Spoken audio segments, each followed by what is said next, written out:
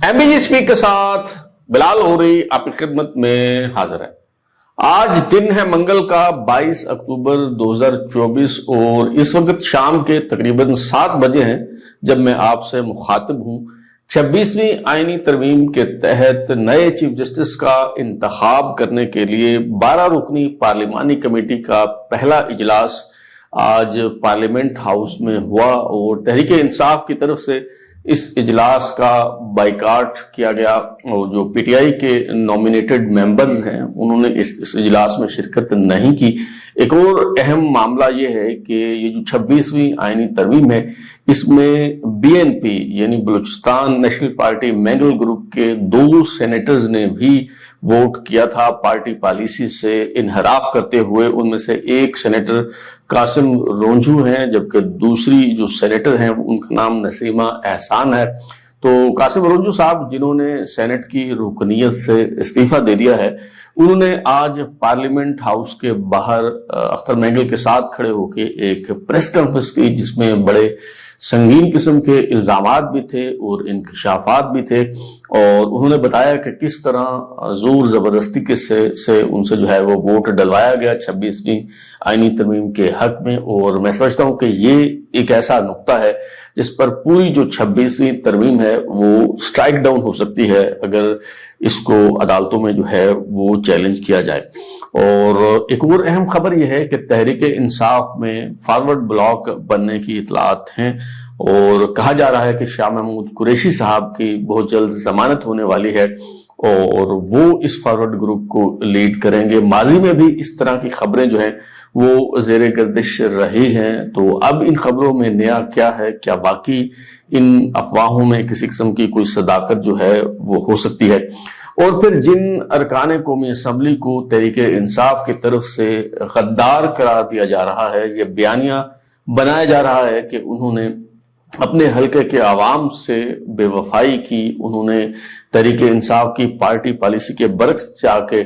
इन्होंने 26वीं आईनी तरमीम के हक में वोट डाला। उन 4 अरकान कौमी असम्बली में बाजोड़ से MNA मुबारक ज़ेब का नाम भी जो है वो शामिल है। तो क्या ये तहरीक इंसाफ को ज़ेब देता है और क्या वाकई मुबारक ज़ेब भी तहरीक इंसाफ के MNA हैं? इस हवाले से भी आज के शो में जो है वो हम गुफ्तगू करेंगे। तो पहले इन अरकान कौमी असम्बली की ही हम बात कर लेते हैं जिन्होंने 26वीं आईनी तरमीम के हक में वोट डाला। तो 4 अरकान कौमी असम्बली हैं जो आज़ाद अरकान के तौर पे मुंतखब हुए और उन्होंने 26वीं आईनी तरमीम के हक में वोट डाला। उसमें एक नाम जो है वो मुबारक ज़ेब का है जो NA 8 बाजोड़ से आज़ाद हैसियत में रुकन कौमी असम्बली मुंतखब हुए। इसी तरह MNA ज़हूर कुरैशी जो हैं उन्होंने भी 26वीं आईनी तरमीम के हक में वोट डाला। इसी तरह MNA औरंगजेब खान खिची इन्होंने इस आईनी तरमीम के हक में वोट डाला और MNA चौधरी उस्मान अली जो हैं उन्होंने भी 26वीं आईनी तरमीम के हक में जो है वो वोट डाला। तो पहले हम ज़हूर कुरैशी साहब की बात कर लेते हैं। पीर शुजात हुसैन कुरैशी के साहबजादे पीर ज़हूर हुसैन कुरैशी जो हैं ये पंजाब असम्बली के रुकन भी रहे हैं और 2018 के आम इंतखाबात में तहरीक इंसाफ के टिकट पर मुल्तान से कौमी असम्बली के हल्का NA 152 से ये रुकन कौमी असम्बली मुंतखब हुए थे। ये शाह महमूद कुरैशी साहब के भांजे हैं और इस दफा जो है इन्हें खानेवाल से टिकट दिया गया था चूंकि इनका आबाई इलाका जो है वो खानेवाल है और खानेवाल से कौमी असम्बली का हल्का जो है वो NA 146 वहां से मुस्लिम लीग नून के उम्मीदवार पीर असलम बोदला को शिकस्त देकर ये MNA मुंतखब हुए थे। और अगरचे ये आज़ाद हैसियत में ही MNA मुंतखब हुए लेकिन ये तहरीक इंसाफ के हिमायत याफ्ता उम्मीदवार थे। ये बात जो है वो दुरुस्त है और ये नून लीग के MNA उम्मीदवार को जो है वो शिकस्त देकर MNA मुंतखब हुए थे। NA 142 साहिवाल से चौधरी उस्मान अली जो हैं वो भी आज़ाद हैसियत में मुंतखब हुए थे लेकिन वो तहरीक इंसाफ के हिमायत याफ्ता आज़ाद उम्मीदवार थे और मुस्लिम लीग नून के उम्मीदवार चौधरी मोहम्मद अशरफ को शिकस्त देकर वो यहाँ से MNA मुंतखब हुए थे। तो ये भी तहरीक इंसाफ के ही हिमायत याफ्ता आज़ाद उम्मीदवार थे। तो इनके बारे में भी तहरीक इंसाफ का जो दावा है वो बिल्कुल दुरुस्त है। और तीसरा नाम जो है वो औरंगजेब खान खिची साहब का है जो NA159 بہاڑی سے رکن قومی اسمبلی منتخب ہوئے تھے، اور یہ بھی آزاد حیثیت میں الیکشن لڑ رہے تھے، چونکہ بلے کا انتخابی نشان تحریک انصاف سے واپس لے لیا گیا تھا، تو یہ بھی تحریک انصاف کے حمایت یافتہ آزاد امیدوار تھے، اور مسلم لیگ نون کے امیدوار سعید احمد خان منیز کو شکست دے کر NA159 بہاڑی سے یہ MNA منتخب ہوئے تھے۔ تو ان کے بارے میں بھی جو تحریک انصاف کا دعویٰ ہے وہ بالکل درست ہے۔ تو یہ جو تین نام ہیں، اس حد تک تو تحریک انصاف کا یہ دعویٰ بالکل درست ہے کہ انہوں نے تحریک انصاف کی حمایت سے وہ MNA بنے، اور پھر پارٹی پالیسی سے انہوں نے جو ہے وہ انحراف کیا۔ لیکن جو تیسرا نام ہے اس حوالے سے کچھ جو غلط فہمیاں ہیں، کچھ جو مغالطے ہیں، وہ میں ضرور جو ہے وہ دور کرنا چاہوں گا۔ تیسرا نام جو ہے وہ NA8 باجوڑ سے MNA منتخب ہونے والے مبارک زیب خان کا ہے۔ اچھا، مبارک زیب خان کے جو بھائی ہیں، دراصل وہ یہاں سے امیدوار تھے جن کا نام جو ہے وہ ریحان زیب تھا، اور وہ باجوڑ سے بڑے متحرک اور فعال تھے۔ انہیں ٹکٹ نہیں دیا چونکہ وہ ورکر تھے، اور وہ کسی امیر خاندان سے جو ہے وہ تعلق نہیں تھا، سرمایہ دار نہیں تھے، تو تحریک انصاف نے انہیں نظر انداز نہیں کر دیا، اور یہاں سے باجوڑ سے جو ہے وہ ٹکٹ نہیں دیا۔ اور ریحان زیب جو ہیں یہاں قومی اسمبلی کے حلقہ NA8 اور صوبائی اسمبلی کے حلقہ PK 22 باجوڑ سے جو ہے وہ آزاد حیثیت میں انہوں نے کاغذات جمع کروا دیے، اور وہ الیکشن لڑ رہے تھے، مگر 31 جنوری 2024 کو انہیں قتل کر دیا گیا۔ نامعلوم افراد نے انہیں جو قتل کیا، اور اس بنیاد پہ یہاں انتخابات بھی الیکشن کمیشن نے ملتوی کر دیے۔ جب 31 جنوری 2024 کو ریحان زیب قتل ہوئے تو تحریک انصاف نے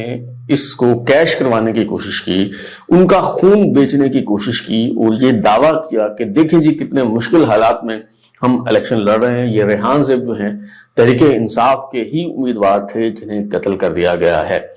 حالانکہ ریحان زیب جو ہیں وہ تحریک انصاف کے امیدوار نہیں تھے، اور تب بھی میرے جیسے لوگوں نے جو ہے یہ حقیقت آپ کے سامنے پیش کی کہ تحریک انصاف کے جو رہنما ہیں وہ جھوٹ بول رہے ہیں، بکواس کر رہے ہیں،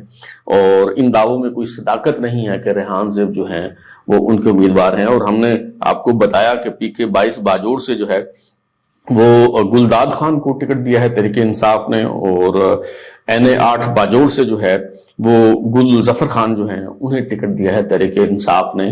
اور ریحان زیب جو ہیں انہیں تحریک انصاف کی طرف سے ٹکٹ نہیں ملا۔ وہ دھتکارے ہوئے تھے،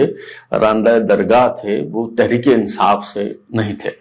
وہ یہ کلیم کرتے ہوں کہ ان کی وابستگی ہے، لیکن تحریک انصاف انہیں آن نہیں کرتی تھی، وہ تحریک انصاف کے امیدوار کے خلاف الیکشن لڑ رہے تھے۔ اچھا، الیکشن ملتوی ہو جاتے ہیں، اس کے بعد جناب جب ضمنی الیکشن ہوتا ہے ان دونوں حلقوں میں، اناؤنس ہوتا ہے NA8 باجوڑ اور PK 22 باجوڑ میں، تو ان کے بھائی جو ہے مبارک زیب وہ پھر تگوتاز کرتے ہیں اور ہر دروازہ کھٹکھٹاتے ہیں، پارٹی کو اپنی وفاداری کا یقین دلاتے ہیں، لیکن ایک مرتبہ پھر تحریک انصاف کی طرف سے انہیں نظر انداز کر دیا جاتا ہے۔ یہ بھی ہو سکتا تھا کہ انہیں دو حلقے تھے، NA8 اور PK 22، یعنی ایک قومی اسمبلی کا حلقہ، ایک صوبائی اسمبلی کا حلقہ، ایک حلقے سے انہیں ٹکٹ دے دیا جاتا اور ایک حلقے سے کسی دوسرے امیدوار کو اکوموڈیٹ کر دیا جاتا، لیکن نہ تو انہیں صوبائی اسمبلی کا ٹکٹ دیا گیا اور نہ ہی قومی اسمبلی کا ٹکٹ دیا گیا۔ تو مبارک زیب جو ہیں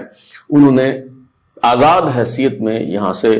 اپنے جو کاغذات ہیں وہ جمع کروا دیے، اور تحریک انصاف کے امیدوار جو اب سنی اتحاد کونسل کے ٹکٹ پہ جو ہے وہ الیکشن لڑ رہے تھے، تو سنی اتحاد کونسل کی طرف سے یہاں وہی جو پہلے ترتیب تھی، یعنی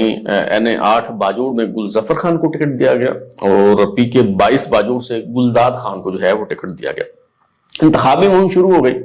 اب PTI نے پورا ایڑی چوٹی کا زور لگایا، وہاں پہ جلسے کیے اور اپنے امیدوار کے حق میں جو ہے وہ کمپین کی، اور مبارک زیب جو ہے اس نے اپنے بھائی کا نام لے کے جو ہے ریحان زیب کا نام لے کے جو ہے وہ کمپین کی۔ تو یہ دونوں حلقوں سے کامیاب ہو گئے، یعنی NA8 سے بھی اور PK 22 باجوڑ سے بھی، یعنی قومی اور صوبائی اسمبلی دونوں حلقوں سے یہ جیتنے میں کامیاب رہے۔ اگر ہم NA8 باجوڑ کی بات کریں تو یہاں سنی اتحاد کونسل یعنی PTI کے جو امیدوار ہیں گل ظفر خان، انہوں نے 47,000 ووٹ لیے، جبکہ آزاد امیدوار مبارک زیب نے یہاں سے 74,000 ووٹ لیے، یعنی 27,000 ووٹوں کی لیڈ سے وہ یہاں سے جیتنے میں کامیاب ہوئے۔ صوبائی اسمبلی میں تو جو پی ٹی آئی کی صورتحال ہے وہ مزید افسوسناک رہی۔ دیکھیے 22 باجوڑ کی اگر ہم بات کریں تو یہاں سے مبارک زیب 23,000 ووٹ لے کے ایم پی اے کا الیکشن جیتے۔ جماعت اسلامی کے امیدوار یہاں دوسرے نمبر پر رہے، اور تحریک انصاف کے جو امیدوار ہیں جو اب سنی اتحاد کے ٹکٹ پہ الیکشن لڑ رہے تھے، گلداد خان، انہیں صرف 7,063 ووٹ ملے۔ تو یہاں لوگوں نے، عوام نے تحریک انصاف کو ریجیکٹ کر دیا۔ مبارک زیب آزاد حیثیت میں جو ہے وہ ایم این اے منتخب ہو گئے، تو صوبائی اسمبلی کی نشست انہوں نے چھوڑ دی، قومی اسمبلی کی نشست جو ہے وہ اپنے پاس رکھی۔ تو ایک مرتبہ پھر انہوں نے کوشش کی کہ جو ان کے گلے شکوے ہیں وہ پارٹی دور کرے، اور چونکہ ان کے بھائی کی بھی وابستگی رہی تحریک انصاف سے تو وہ اپنے گھر میں جو ہے وہ واپس آ جائیں۔ مبارک زیب نے اس کے لیے بڑی تگ و دو کی، لیکن انہیں دھتکار دیا گیا، انہیں کوئی حیثیت نہیں دی گئی، اور وہ کہتے رہے کہ جی مجھے عمران خان صاحب سے جو ہے وہ ملوا دیں۔ تو عمران خان صاحب سے ملوانا تو کجا، جو تحریک انصاف کی جو صوبائی قیادت ہے، جو مرکزی قیادت ہے، انہوں نے کوئی لفٹ نہیں کروائی مبارک زیب خان کو،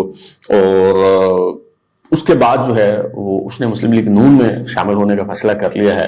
تو ایک جو آزاد رکن ہوتا ہے، آزاد حیثیت میں جو منتخب ہوا، جو تحریک انصاف کا حمایت یافتہ نہیں تھا بلکہ تحریک انصاف نے اس کے مقابلے میں اپنا امیدوار کھڑا کیا، تو اس پہ آپ غداری کا الزام کیسے لگا سکتے ہیں؟ یعنی ایک تو یہ کہ آپ اس نے اس کے بھائی کو ٹکٹ نہیں دیا، پھر اس کے بھائی کو قتل کروا دیا، اور یہ بات آپ وہاں کے لوگوں سے جو ہے وہ معلوم کر سکتے ہیں۔ یہ جو ریحان زیب کا قتل ہوا تھا، اس میں جو اس کا کھرا جو ہے وہ پی ٹی آئی کی مقامی قیادت کی طرف جو ہے وہ جاتا ہے، تو اس پہ بعد میں پھر کسی وقت جو ہے وہ تفصیل سے بات کریں گے۔ اچھا، ایک تو آپ نے اس کے بھائی کو ٹکٹ نہیں دیا، پھر اس کے بھائی کو قتل کروا دیا، اچھا پھر اس کو مبارک زیب کو آپ نے ٹکٹ نہیں دیا، پھر وہ اپنے بلبوتے پہ جو ہے وہ جیت کے آ گیا، پھر آپ نے اسے لفٹ نہیں کروائی۔ تو مجھے بتائیں کہ اب غدار کون ہے؟ کس نے کس کے ساتھ غداری کی ہے؟ کس نے کس کے ساتھ بے وفائی کی ہے؟ یہ جھوٹ بیچنے کا، جھوٹ کا جو منجن بیچنے کا آپ کا جو صلاحیتیں ہیں ان کا میں بڑا مترف ہوں، اور مجھے پتا ہے کہ جو طفلان انقلاب ہیں وہ بیانیہ بنانے میں اور جھوٹ کو پھیلانے میں ان کا جو ہے وہ کوئی ثانی نہیں ہے، لیکن کبھی کوئی سانس بھی لے لیا کریں، کبھی تو کسی موقع پہ جو ہے وہ سچ بول لیا کریں۔ یہ میں کہہ رہا ہوں کہ یہ جو 3 ایم این اے ہیں یہ بالکل تحریک انصاف کے حمایت یافتہ امیدوار تھے جن کا اوپر میں نے ذکر کیا ہے، لیکن مبارک زیب کو کس طرح آپ جو ہے وہ اپنے کھاتے میں ڈال رہے ہیں، اور آپ جو ہے وہ کہہ رہے ہیں کہ جی وہ دیکھیں جی اس نے غداری کی۔ ایسا اس پہ ایک تعویل یہ پیش کی جاتی ہے کہ جی دو باتیں جو ہے وہ کی جاتی ہیں، ایک یہ کہ جی اس نے اپنے بھائی کی تصویر اٹھا کے ووٹ مانگے، اور دوسرا جی وہاں جو تحریک انصاف کے کارکن تھے، تحریک انصاف کے جو لوگ تھے، انہوں نے اس کا ساتھ دیا۔ بھائی اگر اس نے اپنے بھائی کی تصویر لے کے ووٹ مانگے ہیں تو کیا اس کے بھائی کو آپ نے ٹکٹ دیا تھا؟ اگر دیا تھا تو چلیں پھر ٹھیک ہے، آپ کا حق بنتا ہے، اس کے بھائی کو بھی آپ نے ٹکٹ نہیں دیا۔ اچھا پھر آپ یہ جو کہتے ہیں کہ جی تحریک انصاف کے جو وہاں کارکن ہیں وہ جو انہوں نے اس کا جو ہے وہ ساتھ دیا اور ان کے ووٹوں سے وہ منتخب ہوا، او بھائی اس طرح تو پھر آپ کہیں گے کہ شہباز شریف بھی آپ کی ووٹوں سے منتخب ہوا ہے، اس طرح تو آپ کہیں گے بلاول بھٹو زرداری کو بھی تحریک انصاف کے ووٹ پڑے ہیں، تو اس طرح تو آپ کسی کے بارے میں بھی جو ہے وہ دعویٰ کر سکتے ہیں۔ سوال یہ ہے کہ کیا آپ نے اس کے خلاف ایک بات، کیا آپ نے ٹکٹ دیا؟ نہیں دیا۔ چلیں کیا آپ نے اس کے خلاف امیدوار کھڑا کیا؟ آپ امیدوار بھی نہ کھڑا کیا ہوتا چلیں پھر بھی آپ یہ تسلیم کرتے کہ چونکہ ہم نے امیدوار کھڑا نہیں کیا لہذا ہمارا ووٹ اس طرف چلا گیا۔ جب آپ نے اپنا امیدوار کھڑا کر لیا، اس بھرپور کمپین چلائی، مہم چلائی، ووٹ مانگے، تو بھائی پھر لوگوں نے آپ کو ریجیکٹ کر دیا۔ یہ عوام کا فیصلہ تھا، عوام نے مبارک زیب کو جو ہے وہ ووٹ دیا، اور یہ ووٹ آپ کا نہیں ہے۔ مبارک زیب نے اپنے حلقے کے عوام سے کسی قسم کی کوئی غداری جو ہے وہ نہیں کی ہے، یہ اس کا حق ہے، وہ جو کہ آزاد حیثیت میں منتخب ہوا ہے اس کا حق ہے، وہ جس پارٹی میں جائے، جہاں جا کے جو ہے وہ کھڑا ہو جائے، یہ آئین اور قانون جو ہے وہ اس کو حق دیتا ہے۔ اچھا، اور اطلاعات یہ ہیں کہ یہ جو 4 لوگ ہیں جن کے میں نے نام لیے، اطلاعات یہ ہیں کہ ان کے علاوہ بھی تحریک انصاف کے جو کئی ایم این اے ہیں وہ بک چکے تھے، ان کا سودا ہو چکا تھا۔ اب یہ جو بکنا، سودا ہونا، اب یہ جو تحریک انصاف کے لوگ الفاظ استعمال کر رہے ہیں میں وہی جو ہے وہ بیان کر رہا ہوں، یہ میرا مطمع نظر نہیں ہے، میں اس طرح کی بات جو ہے وہ کسی کے بارے میں ثبوت کے بغیر کرنے کا جو ہے وہ روادار نہیں۔ تو کہا جاتا ہے کہ تحریک انصاف کے کئی دیگر جو ایم این اے ہیں انہوں نے بھی اپنی ضمیر کا سودا کر لیا تھا، لیکن نوبت نہیں آئی انہیں استعمال کرنے کی، اور اگر ضرورت پڑتی ہے جے یو اے ساتھ نہ دیتی تو تب انہیں سامنے لایا جاتا، انہیں بیک اپ کے طور پہ جو ہے وہ رکھا گیا تھا۔ اچھا، ان میں ایک نام جو ہے وہ زین قریشی صاحب کا بھی لیا جاتا ہے، جو شاہ محمود قریشی صاحب کے جو ہے وہ صاحبزادے ہیں، اور کہا جا رہا ہے کہ وہ کئی دن سے پارٹی کے ساتھ رابطے میں نہیں تھے، اور وہ کہاں تھے کسی کو جو ہے وہ کچھ معلوم نہیں ہے۔ تو یہ کہا جا رہا ہے کہ جی وہ بھی دراصل بک چکے تھے، ان کی ڈیل جو ہے وہ ہو چکی تھی، اور پھر جو انہوں نے سٹیٹمنٹ آ کے دی زین قریشی صاحب نے، تو اس کے بعد جو ہے وہ معاملہ مزید مشکوک ہو گیا۔ جو انہوں نے کہا کہ جی مجھے تو میرے والد صاحب نے کہا تھا کہ جی تم روپوش ہو جاؤ۔ اب والد صاحب سے تو آخری ملاقات جو ہے وہ 3 یا 4 اکتوبر کو ہوئی تھی، اس کے بعد تو کوئی ملاقات نہیں ہوئی۔ تو والد صاحب نے کیسے انہیں جو ہے پیغام دے دیا، اور والد صاحب نے کہا تھا تو کیوں کہا تھا، تب یہ تو معاملہ جو ہے مزید جو ہے وہ مشکوک ہو جاتا ہے۔ اور پھر فیصل واٹا صاحب نے جو ہے وہ فرمایا تھا کہ جی میری ڈگی میں بہت سے پرندے جو ہیں وہ قید ہیں، اور جب یہ ترمیم منظور ہوگی تو انہوں نے میڈیا سے بات کرتے ہوئے کہا کہ جی مجھے جانے دو، میں نے ان پرندوں کو بھی جو ہے وہ آزاد کرنا ہے، اور انہوں نے کہا کہ جی وہ جو پرندے وہاں قید ہیں انہیں اس لیے چھوڑنا ہے کہ ان کی تو ضرورت ہی نہیں پڑی، نوبت ہی نہیں آئی ان کے ووٹ جو ہے وہ لینے کی۔ تو یہ کہا جا رہا ہے کہ جی چونکہ ظہور قریشی صاحب جو بھانجے ہیں شاہ محمود قریشی صاحب کے، انہوں نے بربلا انحراف کیا اور جا کے آئینی ترمیم کے حق میں ووٹ دے دیا۔ زین قریشی صاحب بھی جو ہیں وہ تیار تھے بکنے کو، ان کا سودا ہو چکا تھا، معاملہ طے پا چکے تھے، لیکن ضرورت نہیں پڑی، تو اس لیے انہوں نے آ کے جو ہے وہ ویڈیو سٹیٹمنٹ دے دی، اور یہ دعویٰ کیا جا رہا ہے کہ شاہ محمود قریشی صاحب جو ہیں وہ جلد ان کی ضمانت ہونے والی ہے، اور وہ باہر آ کے جو پی ٹی آئی کا فارورڈ بلاک ہے اس کی وہ قیادت کریں گے۔ اچھا، میں یہ جو ساری تھیوری ہے معذرت کے ساتھ میں اس سے بالکل متفق نہیں ہوں، میں اس نیریٹو کو جو ہے وہ بائے نہیں کرتا۔ اس کی وجہ یہ ہے کہ جس دن سے شاہ محمود قریشی صاحب تحریک انصاف میں شامل ہوئے ہیں، اسی دن سے یہ باتیں ہو رہی ہیں کہ کوئی شخص اگر عمران خان صاحب کی جگہ لے سکتا ہے، کوئی شخص اگر عمران خان صاحب کو سائڈ پہ کر کے تحریک انصاف پہ قبضہ کر سکتا ہے تو وہ شاہ محمود قریشی صاحب ہے۔ یہ بھی تھی کہ عمران خان صاحب جو ہے وہ کبھی وزیر اعظم نہیں بنیں گے، اور کب پی ٹی آئی الیکشن جیت گئی تو شاہ محمود قریشی صاحب ہی وزارت عظمیٰ کے امیدوار ہوں گے، اور شاہ محمود قریشی صاحب کے جو بھائی ہیں ان کے حوالے سے بھی یہ دعوے کیے جاتے رہے اور باتیں ہوتی رہی کہ جی شاہ محمود نے مجھے بتایا تھا کہ جی عمران خان سائڈ پہ ہو جائے گا اور میں پارٹی کو جو ہے پارٹی کی قیادت جو ہے وہ سنبھال لوں گا۔ تو یہ باتیں جو ہیں یہ طویل عرصہ سے ہو رہی ہیں، ہر چند ماہ بعد جو ہے وہ اس طرح کی تھیوریاں جو ہیں وہ فلوٹ کی جاتی ہیں، لیکن ابھی تک کی جو صورتحال ہے، میں زین قریشی صاحب کی بات نہیں کرتا، ہو سکتا ہے ان کے معاملات طے پا چکے ہوں، ہو سکتا ہے نہ ہوئے ہوں، ہو سکتا ہے وہ سچ بول رہے ہوں، ہو سکتا ہے وہ جھوٹ بول رہے ہوں، لیکن شاہ محمود قریشی صاحب جو ہیں وہ طویل عرصہ سے جیل میں ہیں۔ انہوں نے بڑی ہمت کے ساتھ، بڑے حوصلے کے ساتھ جو ہے وہ انہوں نے ابتلاء و آزمائش کا یہ جو دور ہے یہ گزارا ہے، اور انہوں نے عمران خان صاحب کا ساتھ نہیں چھوڑا۔ ان کے پاس یہ آپشن ہمیشہ موجود رہی ہے کہ وہ اگر عمران خان صاحب کا ساتھ جو ہے وہ چھوڑ دیتے، 9 مئی کے بعد بھی وہ اگر عمران خان صاحب کا ساتھ چھوڑ دیتے تو پوری پارٹی جو ہے وہ ان کی جھولی میں ڈالی جا سکتی تھی، اور پارٹی کی جو زمامِ کار ہے، جو قیادت ہے، وہ انہیں سونپی جا سکتی تھی۔ لیکن شاہ محمود قریشی صاحب جو ہیں وہ انہوں نے عمران خان صاحب کا ساتھ نہیں چھوڑا۔ تو ابھی بھی یہ جو باتیں ہو رہی ہیں، اب یہ جو کہا جا رہا ہے کہ ان کی ضمانت ہو جائے گی، تو ضمانت تو ان کی ویسے ہی ہو جائے گی اب اتنے عرصے بعد بھی، کہ آپ کا کیا خیال ہے کہ ان کی ضمانت نہیں ہوگی ان پہ؟ اور عمران خان صاحب کے تو وہ بھی بہت سے مقدمات ہیں، لیکن شاہ محمود قریشی صاحب جو ہیں وہ تو وہ جو سیفر والا مقدمہ ہے اس میں وہ قید ہیں، اور اس میں اگر ان کی جو ہے وہ ضمانت ہو جاتی ہے تو اس میں کوئی اچنبے کی بات نہیں ہوگی، اس کا یہ مطلب ہرگز نہیں ہوگا کہ ان کی کوئی ڈیل ہوگی۔ یہ میرا خیال ہے اس طرح کی جو خبریں ہیں، شاہ محمود قریشی صاحب کی جو ساکھ ہے اسے خراب کرنے کی کوشش کہہ سکتے ہیں آپ، اسے متنازع بنانے کی، شاہ محمود قریشی صاحب کو متنازع بنانے کی کوشش جو ہے وہ کہا جا سکتا ہے، وہ یہ کوشش کہیں باہر سے نہیں ہو رہی، میرا خیال ہے کہ پارٹی کے اندر سے ہو رہی ہے۔ پارٹی کے اندر بھی تو ظاہر ایسے لوگ ہیں جنہیں پتا ہے کہ شاہ محمود قریشی صاحب جیسا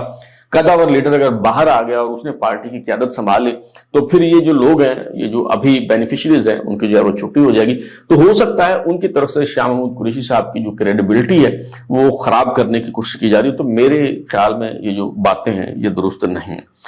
اچھا، اگلے موضوع کی طرف جو ہے وہ بڑھتے ہیں۔ جیسے میں نے شروع میں کہا کہ بی این پی یعنی Balochistan national party Mengal group کے جو 2 سینیٹرز ہیں انہوں نے بھی 26ویں آئینی ترمیم کے حق میں ووٹ دیا تھا، اور ان کے بارے میں یہ تاثر تھا، یہ خبریں تھیں کہ انہیں اغوا کر لیا گیا ہے اور تحویل میں رکھا گیا ہے، اور حفاظتی تحویل میں رکھا گیا ہے، اور ان سے ووٹ جو ہے وہ لیا جائے گا۔ اور پھر جس دن آئینی ترمیم پیش ہوئی انہیں نہایت اہتمام کے ساتھ جو ہے وہ انہیں سینٹ میں لایا گیا، اور انہوں نے جو ہے وہ ووٹ کاسٹ کیا، تو اس کے بعد قاسم روجو صاحب جو ہیں وہ انہوں نے سینٹ سے کی رکنیت سے جو ہے وہ استعفیٰ دے دیا، اور آج انہوں نے اختر مینگل کے ہمراہ پارلیمنٹ کی بلڈنگ کے باہر کھڑے ہو کے ایک پریس کانفرنس کی، جس میں انہوں نے بہت سنگین قسم کے الزامات بھی لگائے اور انکشافات بھی کیے، اور اس میں انہوں نے کہا قاسم روجو صاحب نے کہ جی میں اگر بہت زیادہ بولوں گا تو مزید مسائل کھڑے ہو جائیں گے، لیکن جو تھوڑا بہت انہوں نے کہا ہے وہ آپ ذرا سنیے اور پھر ہم اس پہ جو ہے وہ بات کرتے ہیں۔ ادھر کوئی بڑی لمبی چوڑی بات نہیں ہے، میں زیادہ بولوں گا تو کچھ اور مسئلے پیچیدہ ہو جائیں گے، لیکن یہ 3.5 سال کی داستان میں ابھی بیان نہیں کر سکتا آپ سے۔ بہت عذاب سے میرے کٹے ہیں یہ جو سینیٹ کے 3 سال 3.5 سال۔ زوراور لوگ تھے جو بھی تھے، جہاں سے بھی آئے تھے، 6 دن مجھے مہمان بنایا، 6 دن 7 دن مچھروں کے کاٹنے سے۔ ایک پہلے میں ڈائلسس کا مریض ہوں، اور اس حالت میں مجھے 2 دفعہ ڈائلسس بھی کروایا، لے گئے تھے اسپتال۔ مچھروں کے اندر سے ملیریا ہو گیا، اور اس ملیریا کے اندر پھر لے گئے اسپتال۔ لیکن میں یہ کہہ رہا ہوں کہ مجھے گھر چھوڑو، میں بھاگ تو نہیں جا رہا ہوں پاکستان سے، میں نہیں 4 دن مہمان ہو، 2 دن ہمارا بھی کھانا کھاؤ، پلانا دن کھائے، یہ اسی قسم کی باتیں رہی۔ جیسا کہ آپ نے سنا، قاسم روجو صاحب فرما رہے ہیں کہ بہت زوراور لوگ تھے،